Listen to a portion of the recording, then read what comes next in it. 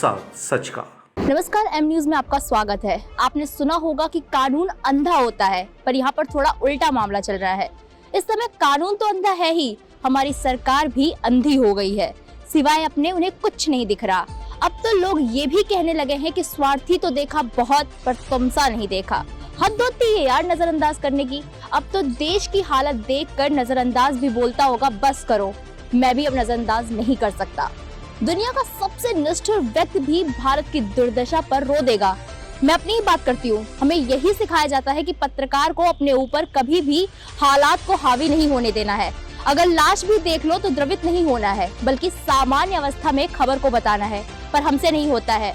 देश के ऐसे दर्दनाक हालात को देखकर हम भी रो देते हैं।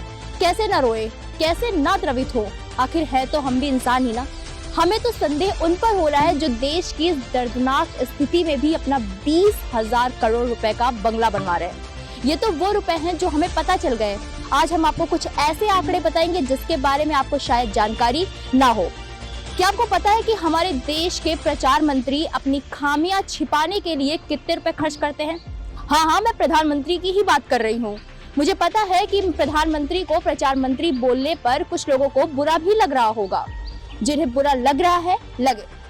मुझसे अपने देशवासियों को इस तरह मरता हुआ नहीं देखा जा रहा। देश में चारों तरफ कीड़े मकोड़े की तरह बिखरी हुई लाशों को देखकर मैं क्या, कोई भी गुस्से में पागल हो जाएगा।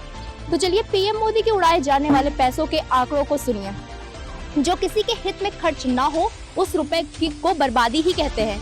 अगर आप आंकड़े सुन लेंगे तो आपके पैरों तले से जमीन खिसक जाएगी। फिर भी आपको बता दें कि जो भारतीय पत्रकार पुण्य प्रसून वाजपेयी ने आंकड़े निकलवाए हैं, उसके मुताबिक हमारे प्रधानमंत्री 3 करोड़ 6 लाख प्रतिदिन खर्च करते हैं अपने प्रचार प्रसार पर, या कुछ यूं कह ले कि अपनी कमियां छिपाने में खर्च कर रहे हैं। अब आप हिसाब लगा लीजिए कि 3 करोड़ 6 लाख के हिसाब से 7 साल में उन्होंने कितने रुपए खर्च कर दिए। इस 3 करोड़ 6 लाख में 1 करोड़ 29 लाख पर डे खर्च होते हैं टीवी वालों पर, मतलब गोदी मीडिया के ऊपर। उसके बाद 1 करोड़ 27 लाख पर डे खर्च होता है अपनी कमियां छिपाने के लिए पेपर के ऊपर। फिर जो 50 लाख बचते हैं वो देते हैं अपने ऑनलाइन प्रचार पर, यानी कि आईटी सेल वालों को, जो कि इतने मूर्ख हैं कि द गार्जियन नाम के वास्तविक पेपर को द डेली गार्जियन बनाकर प्रधानमंत्री जी की तारीफों के पुल बांध दिए, जिससे लोगों को ये दिखा सके कि विदेशों में इनकी तारीफ हो रही है। पर ये नादान बेचारे ये ना समझ सके कि भारत में कुछ लोग बुद्धिमान भी हैं। झूठ और सच का उन्हें तजुर्बा है। आ गया सच सामने, करा ली फिर से थू थू, क्या फायदा हुआ उन पर इतने पैसे फूकने का। इतने में तो ना जाने कितने हॉस्पिटल तैयार हो जाते। एक वेंटिलेटर की कीमत 3 लाख है। सोचिए कितने वेंटिलेटर आ जाते। 1.25 करोड़ में एक ऑक्सीजन प्लांट लग सकता है, वो भी 10 दिन में। अगर प्रचार मंत्री अपने प्रचार पर 1 महीने रोक लगा लेते तो देश हित के बारे में सोच लेते तो कितने ऑक्सीजन प्लांट भी लग सकते थे, कितने लोगों की जान बच सकती थी। पर उन्हें क्या फर्क पड़ता है? उनके लिए तो जान जाए तो जाए, पर छवि पर कोई आँच नहीं आए। इस मामले में दिल्ली सरकार भी कुछ कम नहीं है। दिल्ली सीएम केजरीवाल 36 लाख प्रतिदिन अपने एडवर्टाइजमेंट पर खर्च करती है। इनको भी इतना अच्छा ना समझिए। वैसे तो झूठ को सच दिखाने के लिए बहुत लोग करोड़ों खर्च कर रहे हैं। सब दूध के धुले नहीं है। समझ जाइए हम किसकी बात कर रहे हैं। आप इतने समझदार तो है ही। अगर नहीं समझे होंगे तो कमेंट बॉक्स में बताइएगा, हम जरूर बताएंगे आपको। हाँ, तो बात कर रहे थे हम प्रचार मंत्री की। आप भी सोचते होंगे कि कैसी हूँ मैं, घूम फिरकर मेरी सुई प्रधानमंत्री पर ही आ जाती है। तो बता दूं आपको कि धरती गोल है, और दूसरी बात वो हमारे देश के प्रधानमंत्री हैं और हमारे देशवासियों के साथ अन्याय हो रहा है। और मैं भी इस देश की पत्रकार हूँ। सच को सामने लाना मेरा काम है। अन्याय के खिलाफ आवाज उठाना ही मुझे सिखाया गया है।